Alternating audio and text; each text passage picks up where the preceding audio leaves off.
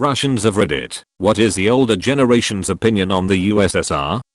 A Shankar show on YouTube covers life in the USSR. He was born in USSR Ukraine and now lives in the USA. He has an episode about this where he talks about older folks' opinion versus the younger generation. It's very interesting hearing his humble opinion, which doesn't seem political at all. More of a well, a lot of people didn't think Leader A was strong, so we weren't sad to see him leave. Oh, and the bread from this city was fantastic. When you hear someone like that talk, it really makes you see past the government and laws they lived under. I belong to a Siberian ethnic group that faced repression during Stalinist era and after. Plus, a good deal of my family fought against the Soviets during the Civil War. A lot of them died or fled the country. My grandfather grew up in the Gulag and never had a good thing to say about the communists, like much of the family of his generation. He was branded son of the enemy of the state his whole life and always had difficulties living in the Soviet state. My mother and aunt, on the other hand, grew up when it was much more stable. Food, utilities, and entertainment were plentiful. They listened to rock bands, ate ice cream, and watched international films, and a lot of their peers joined organizations like Pioneers and the Party, much to disappointment of my grandfather and his peers. However, 90s in Russia were absolutely savage, especially in Siberia. Normal functions broke down, currency was out of flux, people lost pensions, crime was out of control. My grandmother really missed and lamented the olden times in the 90s. Even though it wasn't as free, there was security, certainty and overall hopefulness. My uncle was killed by a reckless driver in the middle of the day and the police essentially refused to investigate. Grandparents' dacha was vandalized and burglarized so many times without any concern from authorities that my mild-mannered university professor grandfather decided to guard it himself with a shotgun and ended up getting one of the guys.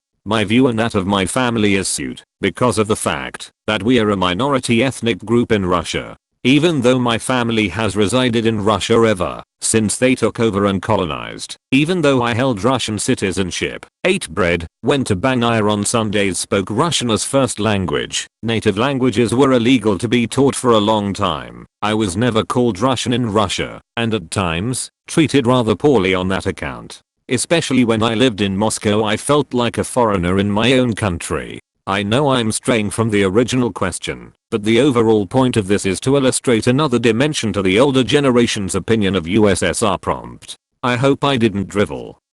Born after the fall of the USSR, but both my parents grew up and lived in it. My grandmother was in the siege of Leningrad and is still alive. There isn't much I can say, but my grandmother says it was overall a tougher time to live. However, it felt more secure than now, and much more secure than right after the fall. The 90s in Russia were a mess and a half, where there basically was no functioning government or police. My parents themselves say that the 90s were so scary that they wonder if that was better during USSR times.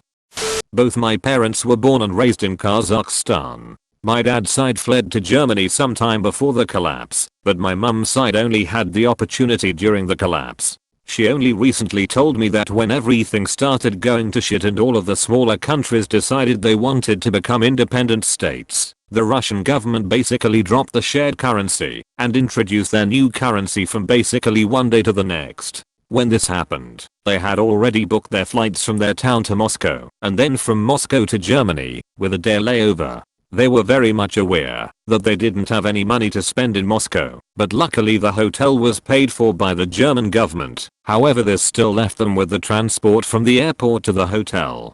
She told me that when they got there, none of the taxis would accept the old currency, even though people who were natives there could have taken the money and exchanged it for new currency without much hassle. They finally found a taxi driver who took them to the hotel and accepted their money, but she also said that he was very tense the whole time because apparently most airport taxis back then were controlled by the mob. Mum told me that before the collapse the USSR wasn't so bad if you played your part. Dad's side of the family are, for the most part, still very nostalgic about the good old times when everyone had a stable job and a simpler life. But I also have to mention that my mum lived in a bigger city in the north close to the Russian border and had thus access to more amenities and more importantly information, while my dad grew up on a farm in a small village in the far south and his family were largely self-sustaining. Edit. Sorry I spelled Kazakhstan wrong. I grew up speaking German and we write it Kazakhstan. Also it was 12:30 and I was really tired. I'm born in USSR in the late 70s. Good way to describe it. It's like a big corporation.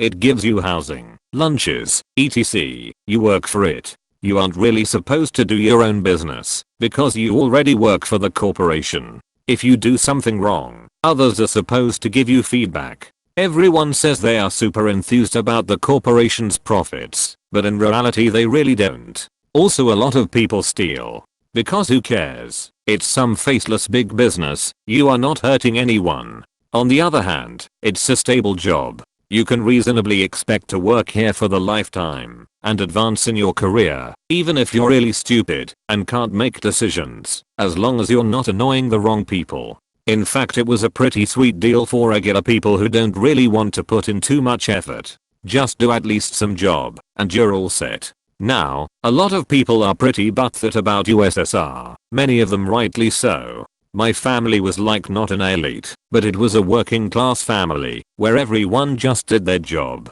It was a pretty shitty family by today's standards, but it wasn't a bad setting for it. Like, we had free housing, free medicine, free education. Everyone was pretty happy. If only groceries were also free, that would have been just awesome, and it was expected to happen at one point. What really screwed us over is the 90s. Those were fucking horrible.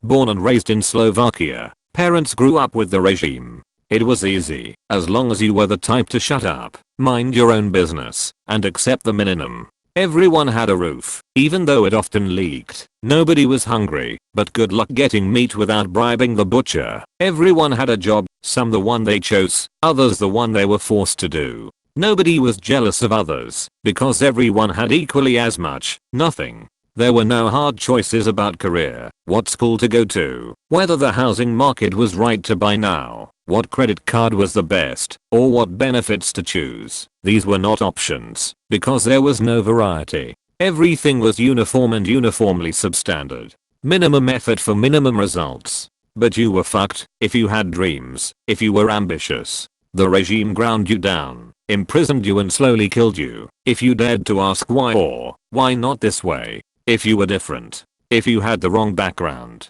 If your parents happened to be at the wrong place at the wrong time. If you were one of the unlucky, it was life of imprisonment, persecution, and violence. Born in Moscow in 1982. My both parents had PhDs, and we lived in one room apartment. We slept on couches, so that it was W's. I didn't have my own space. I remember 5-hour lines and there was nothing in the stores.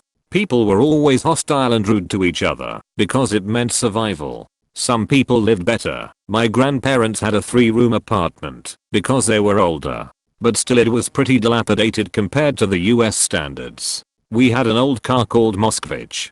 Some people lived better, but they either bribed someone, I was angry at my parents, that they refused to, or were in the gut, or just knew someone. There was a lot of corruption and red tape and you couldn't own your own property, you couldn't buy a house. You had to trade. Find someone who is willing to trade homes with you. My grandparents were from Odessa, Ukraine, and when they wanted to move to Moscow, to be close to us, they found someone who would want their great apartment in Odessa in exchange for their awful panel apt in Moscow. I forgot to add that my parents wouldn't get paid for months and lived on IOUs from work. My mom worked as a biologist in an institute that developed Cold War bioweapons and dealt with anthrax, Ebola, etc.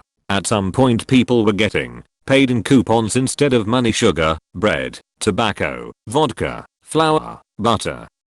My parents, late gen boomers, hate it. It wasn't terrible when they were children or young adults, but there were massive shortage of food, toiletries, very limited shopping choices, little foreign music or movies. We actually lived in the same apartment complex as the guy who dubbed all of the pirated Hollywood movies in the USSR. We all knew who it was, but he always dubbed with his nose plugged to avoid arrest through voice detection. So I remember all those movies we watched when I was a kid, and every character had a nasal male's voice. Often, movies had clearly been captured with a camcorder by an audience member in the theater, so you would hear people cough, see people get up, and walk in front of the screen.